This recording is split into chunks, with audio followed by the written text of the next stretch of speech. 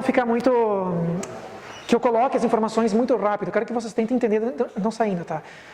Onde cada informação está saindo, né? Encontraram qual é a relação? Eixo oco sob torção. Isso aí. É um eixo oco sob torção. Vamos lá então, peraí. Me digam aí. Como é que fica então a expressão? I vezes G. Tá. Sobre um Kzinho, não sei. Pi vezes G sobre um K? Não, é 32L, eu acho. É isso, né?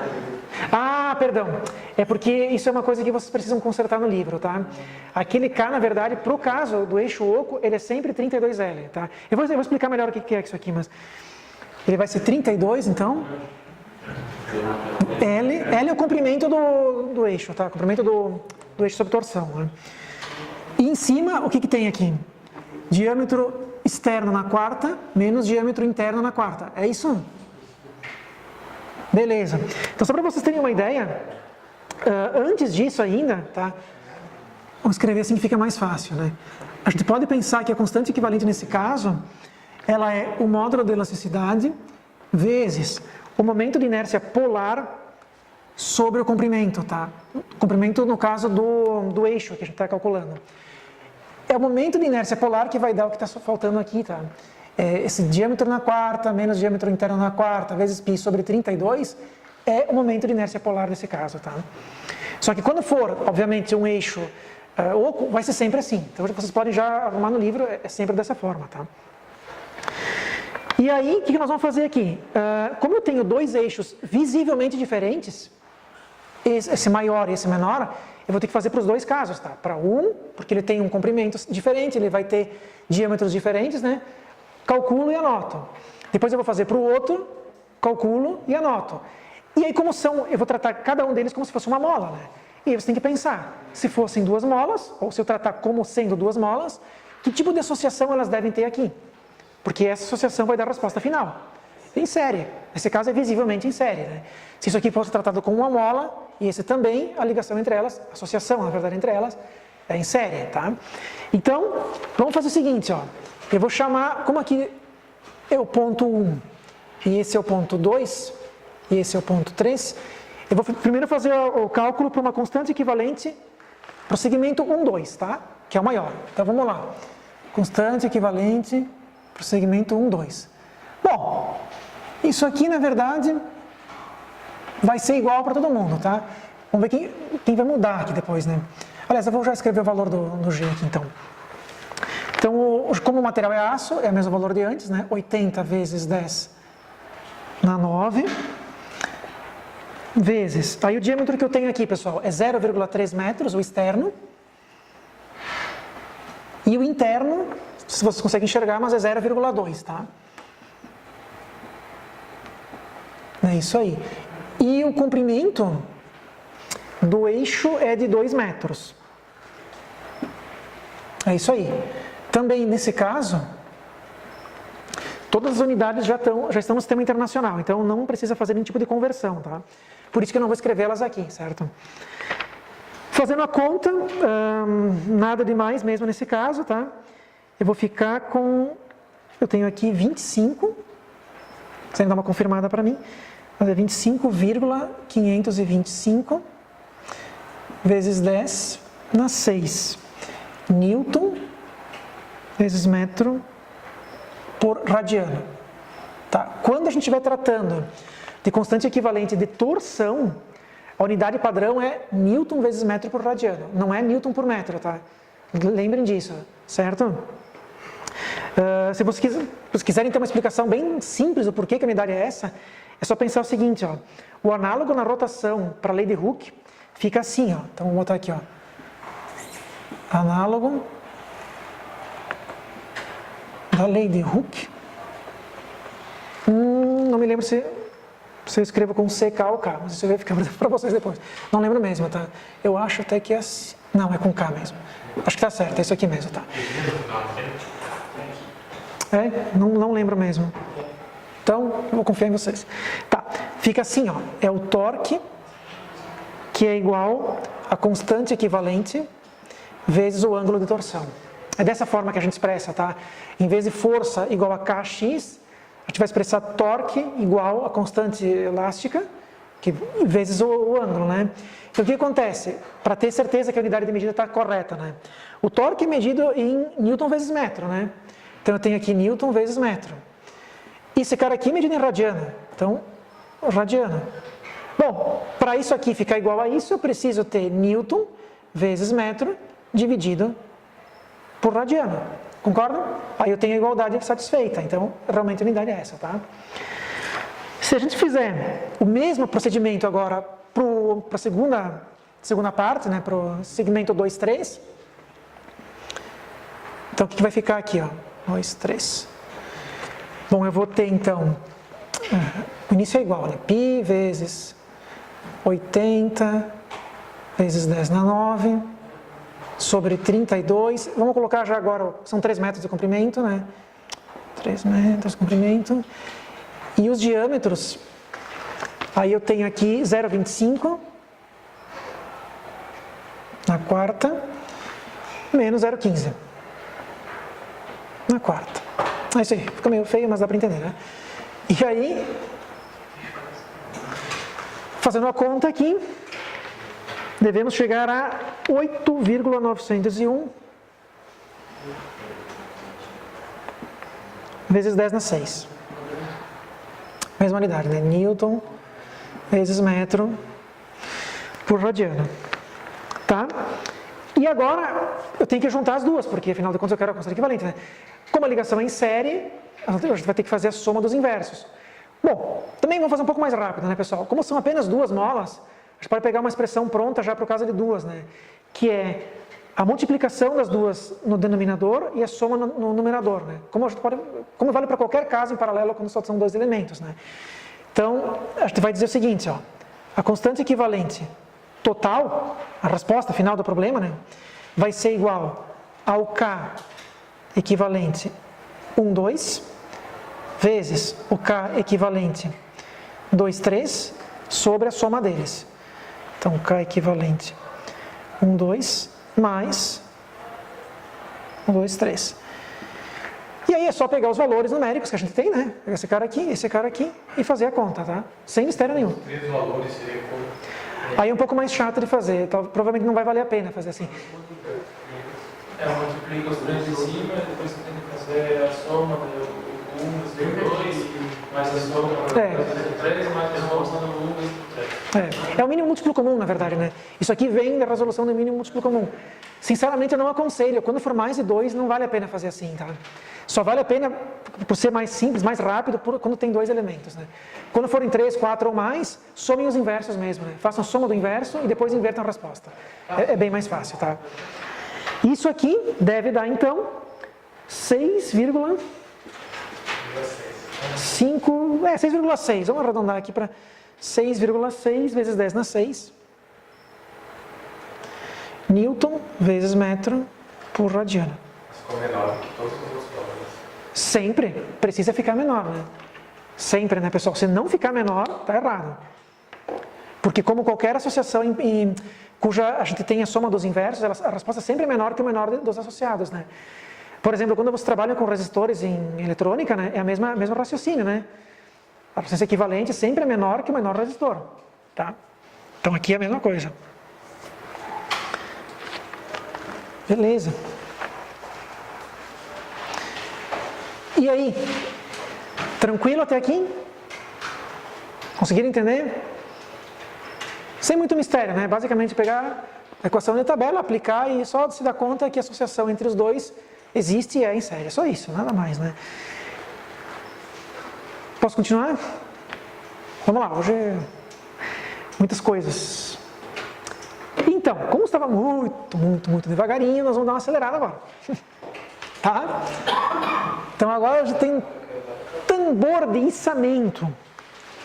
Então eu quero que a gente... na verdade, a ideia desse exercício é determinar uma constante equivalente para um sistema um pouquinho mais complexo, tá? Ele é composto de uma viga fixa numa extremidade e na outra existe um cabo, onde no fim desse cabo tem uma carga, uma massa, tá? Cujo peso vale o W aqui, né? tá? Então, é bem claro para nós que existem dois elementos distintos aqui, tá? Uma viga e um cabo. E a associação entre eles, se eu considerar cada um como sendo uma mola, né, tentar simbolizar ele por uma mola e encontrar a constante elástica, essa que é a ideia, né? A forma como eles vão estar associados também é meio que clara aqui, né? Qual seria? Série ou paralelo? Nesse caso. Se isso aqui puder ser considerado uma mola, né? E esse aqui for outra. Em série também. É a mesma ideia do outro, né? Então nós vamos calcular um, depois vamos calcular o outro e associar os dois em série, tá? É isso aí.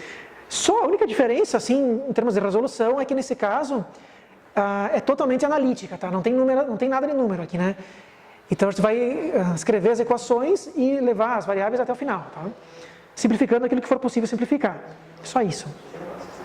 Então, o que a gente vai fazer agora, pessoal? O que vocês têm que fazer? Como técnica de resolução. Procurem no livro, na tabela de constantes, alguma coisa para uma viga em balanço. Primeira coisa, tá? Porque essa viga que está aqui é uma viga em balanço. A gente vai usar ela, tá? E depois para um cabo, alguma coisa que tenha a força na direção do eixo, né? Então vamos fazer um por vez aqui. Então, opa, deixa eu apagar isso aqui também. Para viga em balanço.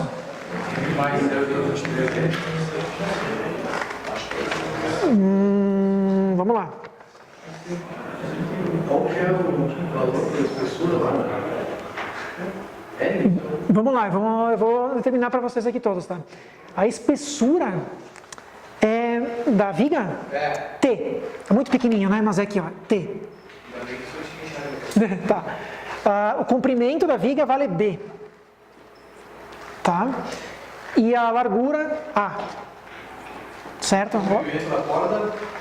Comprimento da corda, L. Esse é L. E o diâmetro da corda, D. Agora é fácil enxergar todos os valores, né?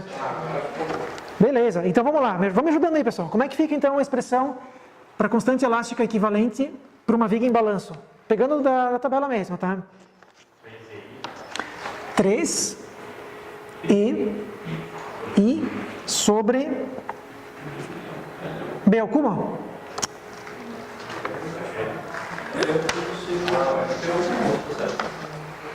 É para ser... É B ao cubo mesmo, né? Então tá. Beleza. Bom, o que é cada elemento aqui então? Vocês me ajudem a lembrar. O primeiro mais fácil, né? O que é o E aqui? O que ele significa nesse... Então, é o módulo de Young, né? Mas ele tem a ver com a elasticidade do material, claro, né? Então, módulo de Young. Também o valor tabelado, nós vamos pegar... Isso aqui é feito de aço, eu acho que é aço, né? Então, tudo de aço aqui, ó. Então, nós vamos pegar esse valor e usar. Se bem que, claro, nesse caso aqui não, porque a resposta vai ser toda analítica, né? Então, eu vou levar o E até o fim. Mas só para saber quem é quem, né? Então, o E é o módulo de Young, está associado à elasticidade do material. E o I, pessoal? O que é o I, nesse caso aqui? É o momento de área. Então, é o momento de inércia de área. Tá? Aí, no caso no qual a gente tem, então, a nossa figura, a nossa viga, no caso, né, é um retângulo que tem espessura T, largura A e comprimento B, o módulo, o momento de inércia de área vai ficar AT ao cubo sobre 12, né? Isso também, pessoal, é óbvio que dá para demonstrar, né? Para fazer através de cálculo integral, mas não é a ideia aqui, tá? Porque vocês imaginem se se cada detalhe tiver que ser demonstrado, a gente não consegue, é impossível avançar, né? Então, tudo que já foi visto numa disciplina anterior, eu vou usar e considerar que vocês saibam, tá? Então, beleza, mas tudo bem, também, como não é necessária demonstração, vocês podem pegar de tabela esse valor aqui, tá? Show, então vamos lá. Como é que fica, então, aqui, ó? A constante, eu vou chamar da viga, nesse caso, tá? Que é o que eu estou fazendo. Vai ser, então, 3 E AT ao cubo sobre 12 B ao cubo. É isso aí, né? E esse cara aqui dá para simplificar minimamente, é só aqui, né? Então nós vamos ficar... Aqui. Então é isso aí, ó. Tá. Para a viga. Só isso, ó. Para o cabo, pessoal, como é que a gente vai ficar aqui então? Qual é a expressão? Já foi usada, inclusive, antes, né? Vamos chamar de KB aqui, ó. Constante equivalente do cabo. Vai ser a área, secção transversal do cabo, como é circular, também vai ser bem fácil de calcular, né? O módulo de elasticidade aqui, o módulo de 1, né? E comprimento do cabo, né? Super tranquilo, então. A única coisa que vale a pena trocar aqui, isso aqui é a mesma coisa aqui, πr ao quadrado E sobre L, só que a gente vai usar a informação que foi dada, que é o diâmetro, e não o raio, né? Então isso aqui na verdade vai ficar π d ao quadrado sobre E vezes E sobre 4L. Só isso, né? Que vale a pena mostrar aqui, tá? Então, em vez de escrever em termos do raio, vamos escrever em termos do diâmetro. Aí, como o diâmetro dobro do raio, vai ficar dessa forma aqui. Então, pronta para a viga, pronta para o cabo, o que a gente faz agora? Une os dois, né? Através de uma associação em série. Então, vamos multiplicar os dois em cima e dividir pela soma dos dois. Ou, claro, se vocês quiserem fazer a conta da forma mais básica, que é 1 sobre a resposta igual a 1 sobre... Também dá, vai dar a mesma coisa, né? Vai dar igual. Sim. Eu não tenho módulo de elasticidade transversal, hein? Como? Porque eu não tenho módulo de elasticidade transversal no cabo. Não é considerado nesse caso, é uma simplificação. É só... Não, mas a única consideração de elasticidade nesse caso é assim. Só isso. Não, só isso. Tá. Então, onde é que a gente estava aqui? Ó? Vamos lá. A constante equivalente vai ser igual, então, ao KV vezes o KB sobre a soma deles. Né? E aí tem um pequeno esforço de álgebra para tentar encontrar uma resposta mais elegante, né, pessoal? Mas aí é um esforço que vocês podem brincar quando tiverem um tempo disponível aí, né? Porque o que vai acontecer aqui, ó? Eu vou ter, então, A, E, T ao cubo sobre 4B ao cubo, π, D ao quadrado, E sobre 4L e a soma dos dois.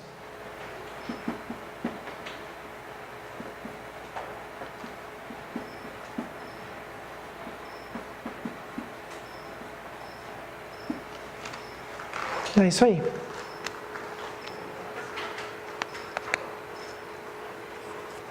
Bom, claro, né, é possível chegar a uma resposta muito melhor, muito mais bonita do que essa, né, muito mais elegante, mas eu não vou fazer aqui porque acredito que todos consigam fazer isso em casa depois, né? Tá? E essa já é uma resposta aceitável também, né? Tá? Tranquila? Conseguiram entender até aqui?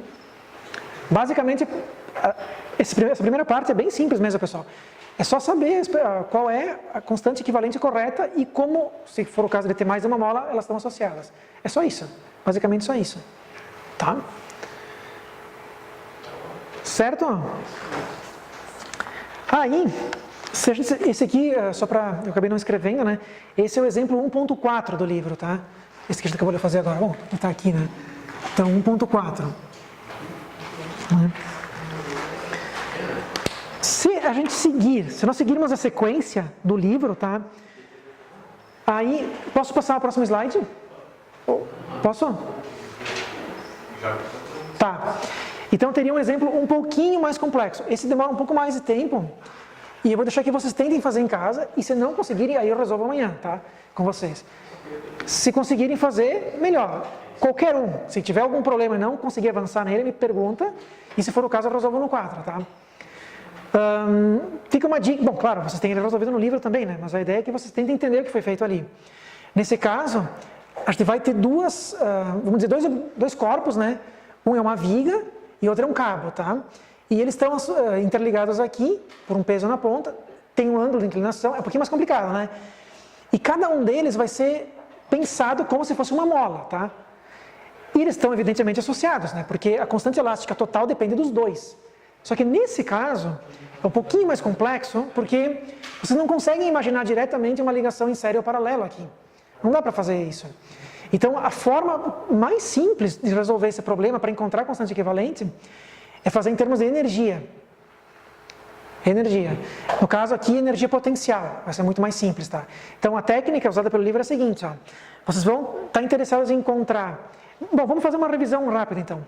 Como é que a gente escreve energia potencial para uma mola qualquer, cujo valor da constante elástica seja K? Como é que a gente escreve a energia potencial para uma mola? Qual é a expressão geral? Vocês lembram? Como? Tá, e vamos direto para o assunto, porque kx ao quadrado sobre 2. Então, kx ao quadrado sobre 2. O que a gente vai fazer aqui é o seguinte, o que vocês vão fazer amanhã ou hoje, depois da aula, tá? É escrever uma expressão para a energia total do sistema através de uma única constante elástica. Essa vai ser chamada de K equivalente, é aquilo que vocês querem encontrar, tá? E o x vai simbolizar um deslocamento aqui, porque essa energia só surge, né? A variação dessa energia só surge quando vocês deslocam a mola, né? Se vocês não comprimem o Einstein, não tem variação na energia ali, né? Tá? E vocês vão igualar isso aqui à energia potencial que existe em cada uma das duas molas. Só que primeiro vai ter que escrever isso aí, né? Qual é que é a energia numa, qual é que é a energia na outra, tá? É basicamente assim que é feito o problema, tá? Então a gente escreve a energia potencial para uma, pensando como se fosse uma mola, depois para outra, soma as duas e iguala a um caso geral que seria esse aqui. E aí isola o K equivalente. Provavelmente quando vocês fizerem isso deve acontecer, né? Esse X misterioso que apareceu aqui, ele também vai aparecer em cada uma das outras duas expressões, para energia potencial na barra e energia potencial no cabo. Então ele vai acabar sendo cortado de qualquer forma depois, certo? Ele não influencia nisso aqui, né? Evidente, porque a forma como a constante elástica for apresentada aqui não deve depender do quanto a mola é esticada, né, pessoal? Deve depender só do tipo de material que eu tenho e como eles estão acoplados ali, né? Só isso, tá? Então, deem uma olhadinha depois no livro. Esse problema, como eu já falei, ele já está resolvido no livro, tá? Tentem entender o que foi feito ali e caso vocês tenham dúvidas, me perguntem, tá? Mas a técnica da resolução é essa aqui, tá bom? Certo, então... para vocês verem como eu vou ser um pouco... Em alguns pontos, esse semestre tende a ser mais flexível e em outros um pouco mais pesado, tá? Então, nisso aqui eu vou ser um pouco mais flexível. Você não precisa me entregar nada, tá? Não precisa entregar. Aquela história de toda semana não é mais necessário, tá? Então, vocês podem, se não quiserem fazer também, obviamente vocês estão livres, né? Mas eu aconselho fortemente que vocês tentem, tá? Então, não precisa entregar, mas é bom que vocês tentem dar uma olhada nele, tá? Aquele peso ali vai contar também como uma... Oh, desculpa, deixa eu voltar aqui. Fala. A gente tem que considerar esse peso aí sendo uma mola também? Não.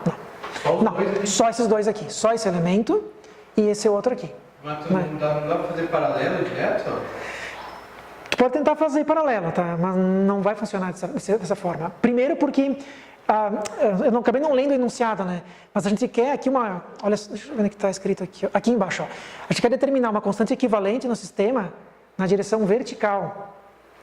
Ou seja, é um pouquinho mais complicado, porque eu não quero determinar a constante nessa direção aqui, ó. Eu quero determinar nessa direção. Vamos falar de uma forma mais simples, tá? Eu quero saber que valor teria que ter uma mola para que eu pudesse trocar por essas duas e colocar ela na vertical e que a oscilação fosse igual à que ela existe agora. Entenderam? Então, aqui eu tenho uma oscilação, tenho uma frequência, tenho um resultado final, tá? Do jeito que esse sistema está acoplado. E a oscilação está aqui, porque a massa está aqui, né? Então é esse cara que estaria vibrando, certo? Por causa da elasticidade conferida nesses dois elementos. Mas ele vai estar vibrando aqui, certo? Então eu gostaria de trocar tudo isso aqui por uma única mola na vertical e que fornecesse a mesma oscilação que existe agora. Essa que é a ideia. Então, por exemplo, vocês vão ter que pensar como é que um deslocamento aqui causa um deslocamento aqui. Então tem que usar um pouco de trigonometria, né? Claro, tá? Não é tão difícil assim. Porque a vibração está aqui, mas a mola está aqui. Entendeu? Existe um ângulo acoplando as duas coisas, né? Informações para fazer os cálculos trigonométricos estão todas mais que suficientes, tá? Você tem a distância entre as duas, tem o ângulo aqui, né? Então é fácil de determinar esse ângulo, não está dado, mas é bem fácil de fazer isso, né? O livro faz de uma forma um pouquinho, eu não gostei muito, mas vocês podem resolver como quiserem, como se sentirem mais confiantes, tá? Mas confia em mim, né?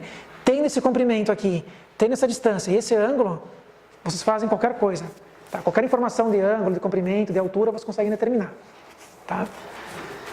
Certo? É óbvio que a função trigonométrica que deve associar o movimento na diagonal com o movimento na vertical deve ser um seno, né, pessoal? Mas escrevam, peguem um lápis, né, e deem uma pensada ali. Mas vocês provavelmente vão concluir que deve ser um seno, né? Porque eu vou estar pensando aqui num cateto oposto para o ângulo, claro, né? Eu vou ter que usar esse ângulo aqui para poder fazer isso, né? Mas se eu usar esse ângulo aqui, por exemplo, seria um seno, né? Tá. Ou cosseno de 45, claro. O livro usa cosseno, só que aí ele pega o complemento angular aqui. Eu prefiro fazer direto aqui, porque é mais simples, né? Tá. Certo?